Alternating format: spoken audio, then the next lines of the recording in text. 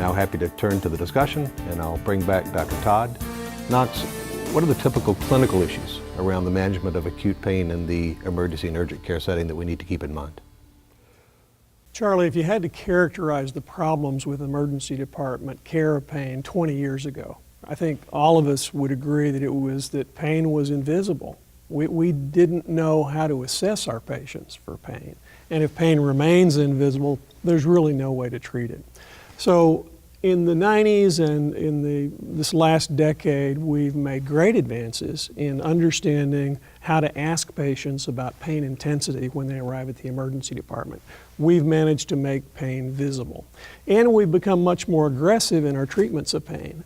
Over the last 5, 10, 15 years, we've probably increased the aggressiveness of our pain therapy by about 40 to 50% in the emergency department. So we had a problem of pain being invisible, and I think largely that has gotten a lot better. 10 years ago, we established a multi-center study of emergency department pain experience. We found a large degree of undertreatment of pain, but when we actually looked at the medications that people received in treatment for pain, we were becoming more aggressive. In fact, morphine was the #1 analgesic used in emergency departments. In fact, we used more morphine than we did non-steroidal anti-inflammatory agents 5 to 10 years ago. Charlie, you mentioned that pain accounted for the majority of patient visits to the emergency department, and most investigators would say that at least 40 to 50% of patients come to the emergency department because of pain, but it depends on how you ask the question. In our studies, asking a question, was pain what brought you to the emergency department? We found that as many as 60 or even 70% of adults come to an emergency department because of pain. So if anyone should be expert in treating pain, it should be the emergency physician.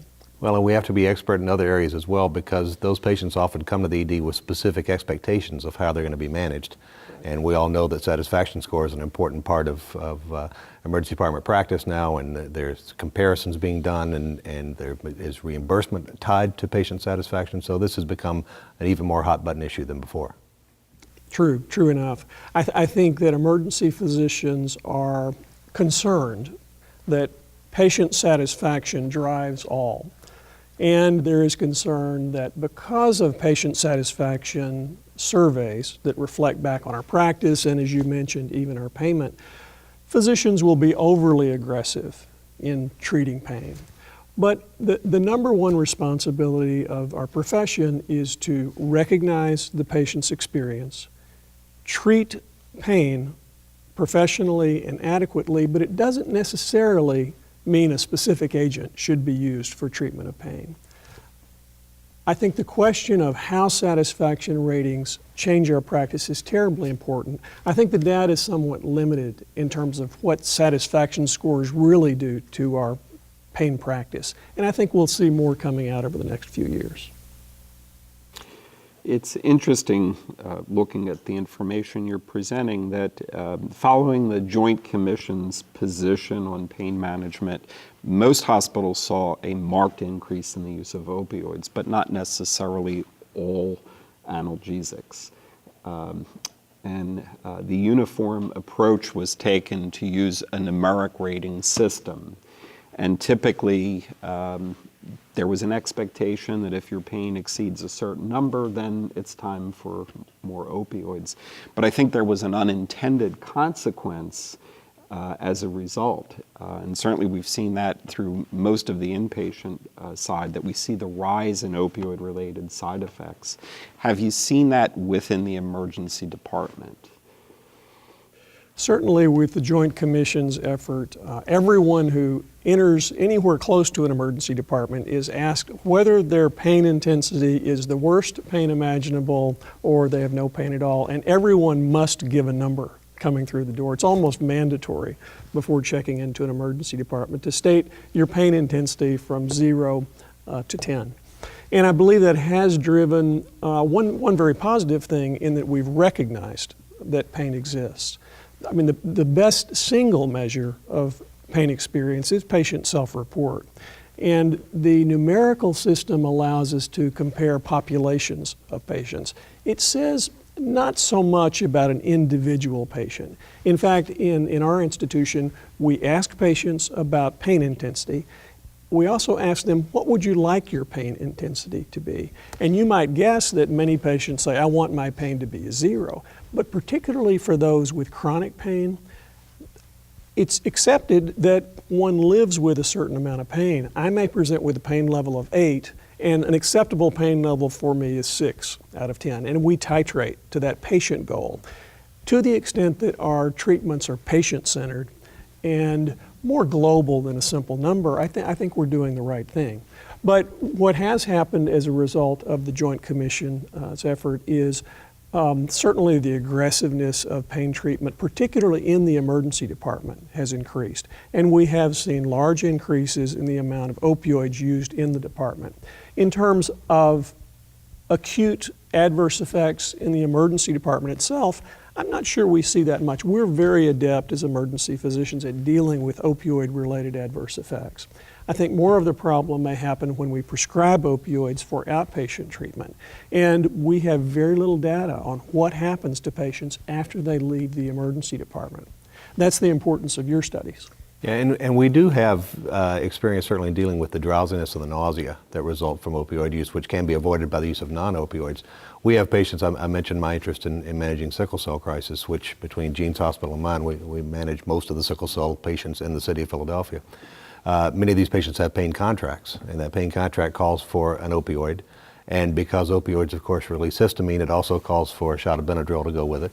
And sometimes they need some sort of antiemetic to go with that. And these patients end up with 3 medications, all of which can cause drowsiness. And it really complicates our ability to assess their response to the analgesic. So we're chasing our tail a lot of times with these patients, and it makes, I think, many emergency physicians feel a little jaded about the idea of managing acute on chronic pain. Absolutely. And particularly for the sickle cell population, care is often very fragmented. Emergency physicians at most hospitals have very little past information on a patient who has a chronic, life-limiting disease that involves recurrent, extremely painful pain episodes. So that's part of our daily practice, but today we're really focusing on acute pain management. So you were telling us about the likelihood that patients come in with these complaints and that they may or may not want full relief, they just want some relief. What else can you tell us about how emergency physicians these days are managing acute pain issues? In our studies, I think one of the more surprising things we found is that patients who present to the emergency department with pain after being discharged, even in centers that practiced perhaps the most aggressive pain management, 1 to 2 weeks after they left the emergency department, pain was still a problem for those patients. And it was not only pain, it were functional limitations in terms of sleep, concentration, ability to work that were pain related that continued to be a problem for the patient. We've looked at risk factors for the aggressiveness of treatment. And although pain management aggressiveness has increased a good deal over the last 10 years, certain groups probably remain undertreated. The very young and the very old tend to receive less in the way of analgesics, and in part that's because of fear of side effects. It's interesting because if you do look at the literature, the limited literature there was in emergency medicine 10, 15 years ago, the problem was oligoanalgesia. I don't remember, it may have been you who coined that term, but that became part of our watchwords that, we're not taking this seriously. We're not, and this was before there were satisfaction measures attached to everything. We're not giving patients what they need when they come to see us. And I think it's interesting that we've approached that in different ways. Some physicians by going overboard with opioids, other physicians by saying, this is not an issue we can address acutely, it's going to be a follow-up issue. I think we're still in search of a coherent approach to managing this very variable presentation among patients. Well, certainly it's not a problem where one size will fit all. One of the very important things that emergency physicians need to do is to characterize pain as acute, or chronic, or recurrent. It was interesting and surprising to us the proportion of patients who present to the emergency department with chronic pain.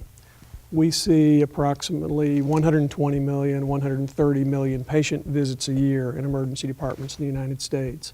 A few years ago, we did a random digit dial survey of patients with pain who had come to the emergency department. This was a national study. And we found that of the approximately 120 to 130 million patient visits a year, fully 20 to 30 million of those visits were by patients with chronic pain or exacerbations of chronic pain. And that was an unusual finding.